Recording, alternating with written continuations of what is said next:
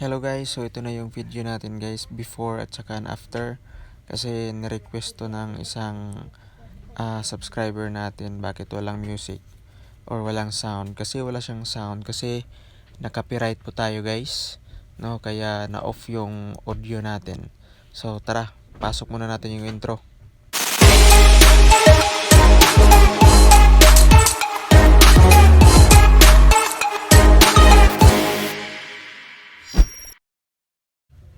Okay guys, welcome back to my channel. So ayan nga guys, hindi ko na alam kung ano yung mga sinasabi ko dito, pero i-recap natin. So ayan, tinitingnan ko yung motorcycle at saka yung issue ng motor natin. So ilang years na yung motor natin ito. Sa katagalan talaga, parang sabi ko parang malakas yata yung ng gasolina natin, kasi nakaipit palagi yung disc brake niya. Parang nakaipit talaga guys, at parang need siyang i-cleaning yung nating brake caliper. So ayan, makikita nyo guys, pinaikot ko at saka para siyang nagbre-brake bigla, pero hindi ako nagbe-brake niyan kasi naka free wheel yan guys, pero talaga, parang pigil yung gulong natin umiikot to. Ayan, ipinaulit-ulit ko pa na umikot. At yung ginagawa ko dito yata guys, samahan nyo ako. Pumunta tayo sa gagawa nito. So may nakita ko rito nga nagagawa ng namin sa amin dito sa Surigao City.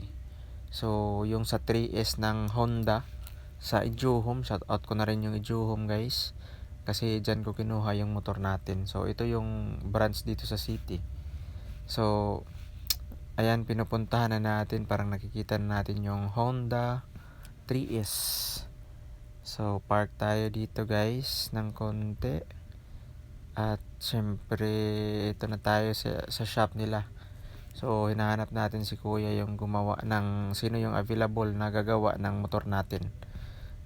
So ito guys, nakapasok na ako.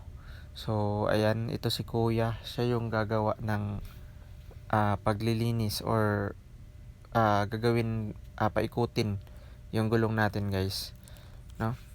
So sabi ni kuya, need niyang baklasin at saka need niyang tanggalin talaga yung caliper. At yung ginagawa niya dito guys, naalala ko kasi ilang years na tong video na to, nagki-cleaning siya guys.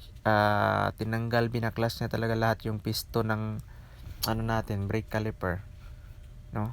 So ito na guys, babaklasin na niya.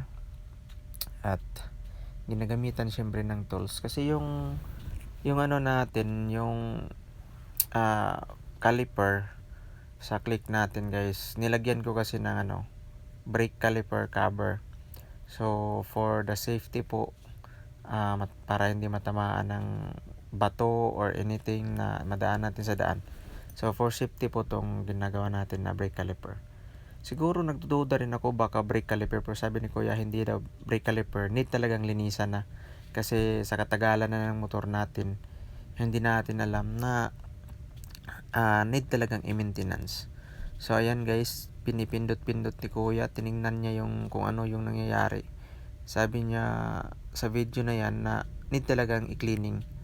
At saka hindi lang talaga titingnan lang or i-cleaning lang ng ganyan, babaklasin talaga guys, tatanggalin talaga yung caliper mismo at saka pati yung piston tatanggalin daw ni kuya. So ayan, pinipress na ni kuya yung brake natin, parang nagble-bleeding siya guys. Tinitingnan niya kung kumakagat talaga yung kasi parang nakaipit talaga, no? At ginagamitan na niya ng tools, yung tinatanggal niya yung guys, yung piston ng caliper natin. So makikita nyo dito guys, single lang yung kasi dati double yung piston. Hindi rin ako masyado sa mga ganitong parts. So ayan, ginagamitan niya ng liha guys yung piston ng caliper natin, kasi dumidikit talaga yung mga dumi, no? Kahit pero tinitingnan ko hindi naman kinalawang, yung dumi lang talaga dumidikit. Kaya siguro every time na i-press natin hindi siya babalik, no? Hindi siya magbabounce back kasi parang may nakaharang na dumi. So ito yung mga gamit ni kuya. Makikita natin yung mga gamit, mga tools na ginawa niya. At tatanggalin niya, i-detach na yung caliper natin guys. At pati yung piston, parang tatanggalin niya ni kuya or in-adjust niya lang. In-adjust nang inaangat niya guys. Sinusubukan niya ulit pag brake kung magbabalik ba yung caliper or yung piston ng caliper natin. So ayan yung ginagawa ni kuya, hinahatak na naman at saka ipipress na naman doon kung babalik pa talaga siya. So kasi ginamitan niya na ng liha guys. Yung ginamit niyang liha guys, yung pinaka pino na talaga yung liha, yung parang 1,000 yata yung pinaka pino or mas may pinaka pinaka pino pa dyan. Yun yung ginagamit niya. So ayan, parang binalik ni kuya yung screw. Parang sinabit niya, binalik niya ata. Siguro itatry niya ulit. Ayan, ginamitan niya na ng tools. Binalik niya kasi babaklasin niya guys. Ayan, ano na siya. Nilulus na yung mga screw, mga nuts. At ayan yung mga gamit niya. So, yung ginagawa ni kuya, pinupunasan yung caliper natin. Parang natanggal na talaga guys yung caliper natin guys. So inihigpitan niya yan kasi baka lalabas yung yung brake fluid. Pero may brake fluid naman tayo dito guys na prepare. So ito na guys, makikita natin sa video nito, cleaning time na. Nagki-cleaning na si kuya. Ayan, gamit niya yung tubig lang.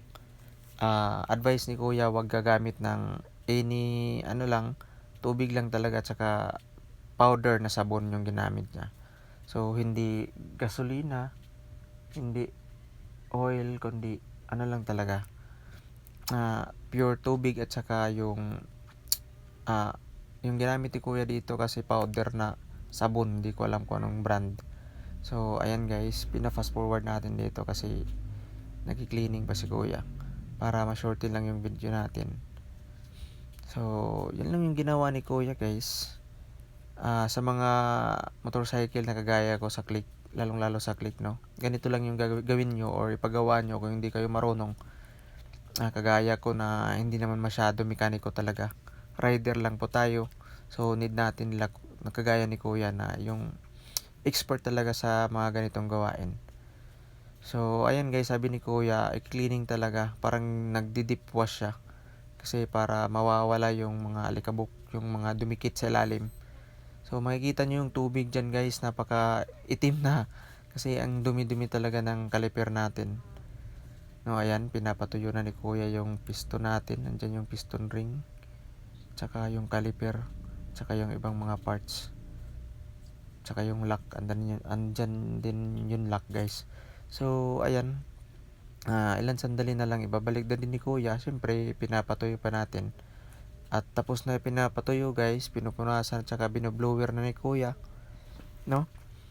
Ayan, nilalatag niya, binoblower niya isa-isa yung mga parts ng brake caliper. At ayan, ginagamitan niya ng compressor para mabilis ang tumuyo yung natin. So ito yung brake fluid na binili ko. So gagamitin to natin mamaya, gagamitin to ni kuya guys kasi naubos na yung brake fluid natin. So ayan, dyan ko binili sa kabila. Buti na lang may sila dyan, may brake fluid silang binibenta. So yung nabili natin guys na brake fluid is 150 ml. So ito yung gagamitin ni kuya. At ayan, binabalik na yung parts ng brake caliper natin. At ginagamitan ulit niya ng compressor guys para sure na tumalsik yung mga natirang mga tubig sa ilalim. At syempre chinecheck niyan yung brake pads, piston ring. So ayan guys, pinopromote ko na yung channel ko dito. Please like and subscribe naman dyan sa button natin, at saka click nyo na lang yung bell all para ma-notify tayo sa mga vlog natin, na mga latest vlog. So ayan, shout out kay kuya. Ayan yung speedometer ko, pinapakita ko dyan. Hindi ko alam kung ano yung sinasabi ko dyan guys, basta yung vlog natin ngayon is about sa removing brake caliper. Kasi nag-stuck yung gulong natin, hindi umikot guys. So ayan, binabalik na ni kuya yung parts, yung piston. At saka syempre fast forward natin dito kasi para hindi mahaba yung video natin guys. So shout out ko ulit si kuya, no? I hope na andito pa siya sa Johom or dito sa 3S na to sa mga panahon na to, kasi ilang years na tong video na to guys eh. So isa si kuya sa nakapag-repair talaga. Successful yung repair ng kalalabasan ng ano nito. At saka yan guys, pinabalik na ni kuya ng dandahan yung ano natin, brake caliper. At syempre ayan, ginamitan niya ng ibang yung hose natin, binalik na niya guys. At syempre lalagyan natin ng brake fluid. So ayan, binubuksan niya yung cap natin sa brake fluid dito sa may brake master guys. Ayan, syempre nilagyan ni kuya ng ng cloth or yung pamunas kasi para sure na hindi tumagas sa plastic. Kasi itong brake fluid kasi guys, pag tumagas to, masisira at madadamage yung natin, yung pintura. Parang mariremove yung pintura guys. Parang mariremove siya. So ito yung ginawa ni kuya, nilagyan niya pala ng hose kanina. At para pag bleeding niya, hindi tumatalsik yung yung brake fluid. Nice idea to kasi hindi siya tumatalsik at saan. Isang direction lang yung tatalsikan niya, sa baba.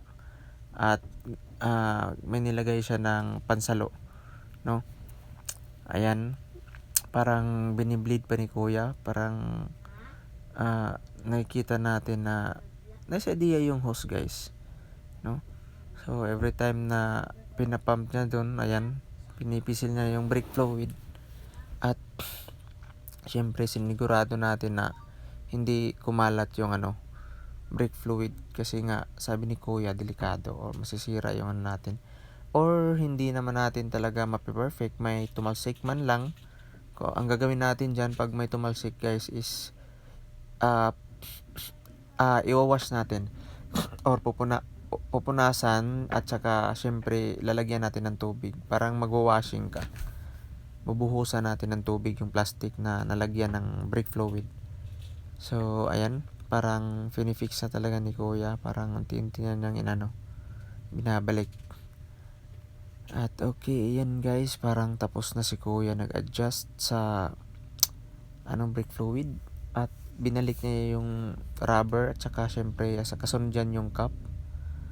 At yung time na to guys, hindi pa nalulost thread yung natin dyan, kasi pinagawa ko na yan ngayon eh. Hindi na matatanggal yung screw. So nagawa naman ng paraan. Okay, so ayan, binabalik niya na ni kuya. At syempre ito na yung resulta guys. Medyo kahit matagal na yung video na to, excited pa rin ako habang ini-edit ko yung na to, video na to, yung kalalabasan. So ayan, tinanggal na ni kuya yung nilagay niyang hose, yung tube. Ayan, so balik na ulit ni kuya yung mga parts na nilagay, yung caliper.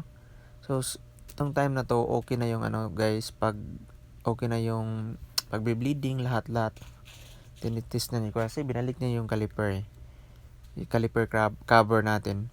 So ayan, pinaikot na ni kuya guys. Wow, ayan guys, free wheel talaga. So ayan, pinipreno ni kuya, nagbe-brake siya, at saka bumabalik na talaga yung piston guys. So ayan guys, shout out again kay kuya. Salamat kuya sa pag-repair ng natin, brake caliper. So ayun yung issue dito guys, pag ganito yan na yung nakita nyo or may issue na ganito sa motor nyo, palinis nyo na yung brake caliper natin.